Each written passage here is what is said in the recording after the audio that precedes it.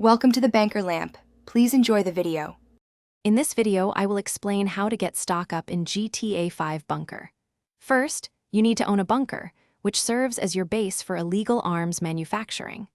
Once you have a bunker, your primary goal is to produce valuable stock. This process begins by ensuring your bunker has a steady supply of raw materials.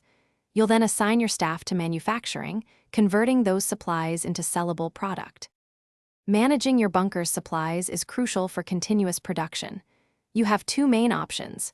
Either purchase supplies directly from your bunker's laptop, which is quick and easy, or undertake challenging resupply missions.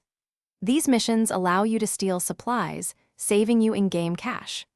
Always keep an eye on your supply bar, as it will gradually deplete as your staff actively work on manufacturing your stock. Once supplies are secured, you need to manage your staff's focus. You can allocate them entirely to manufacturing to maximize your stock production, or you can assign them to research. Research unlocks valuable weapon upgrades and vehicle modifications. A balanced approach, or focusing on one area at a time, is often best. Remember, staff allocation directly impacts how quickly your bunker generates sellable goods. Finally, it's time to sell your hard-earned stock and reap the rewards. Access your bunker laptop to initiate a sell mission. You'll typically have a choice between selling to a local buyer for a quicker, smaller payout, or a distant buyer for a larger profit, though these missions are often more challenging.